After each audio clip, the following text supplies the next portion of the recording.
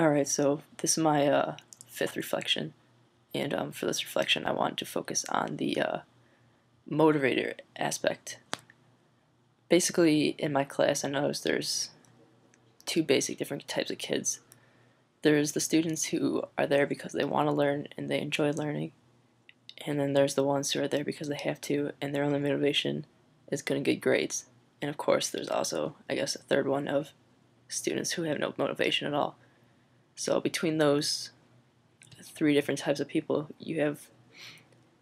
different things that you have to think about when you're trying to motivate them and trying to make them a better student. I think the one that's obviously easiest is the student who truly wants to learn and wants to better themselves. Those students, you really don't have to work as hard to get them on the right track, make sure they're doing their work and things like that, because most of the time they know what's at stake and they're usually trying to work hard, get into college, get a good job, things like that. Then of course there's the students who are there just to get good grades and try to get a good job, but they're not there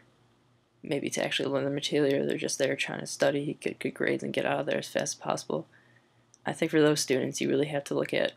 what your activities are,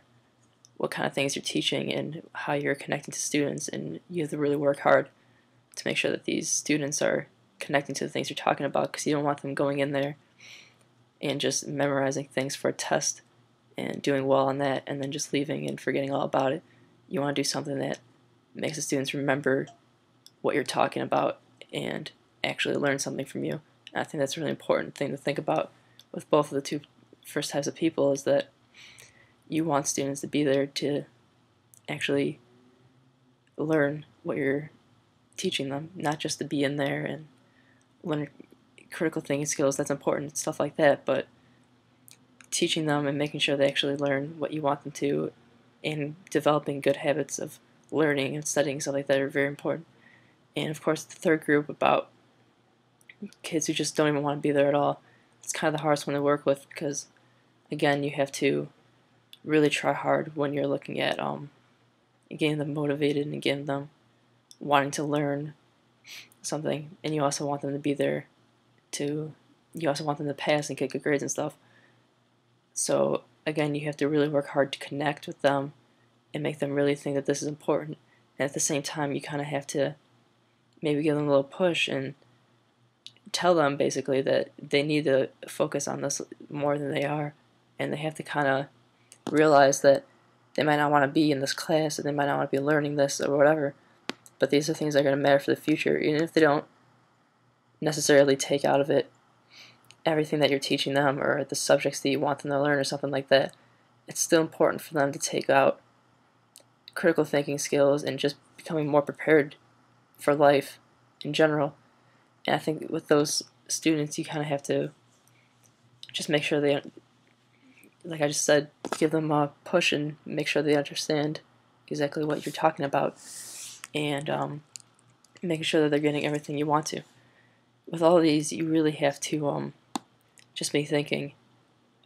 and trying to motivate them in the best way you think possible, and just think about how you have to, and you're just thinking about how can you motivate them, and it's different for every student. But I think the best way is to be able to try to connect with students as much as possible. Give them activities that are real world activities and things that they can actually do, something that actually matters and something that they'll understand is important. Not just doing an activity to do it or make them doing a reading to do it, but to have all those things connected so they actually flow together and are part of your curriculum, as well as giving them the skills to succeed. And I think the best way to motivate them is to make sure that everything's connected in that third space that we've been talking about in Big D discourse, and making sure that they find some type of interest, because if they find interest, they're obviously going to be more motivated. For every student that's different, and you have to get to know your students as best as possible and switch it up on the fly, but no matter what, the best way to really get your students motivated is to connect with them and get them really wanting to learn.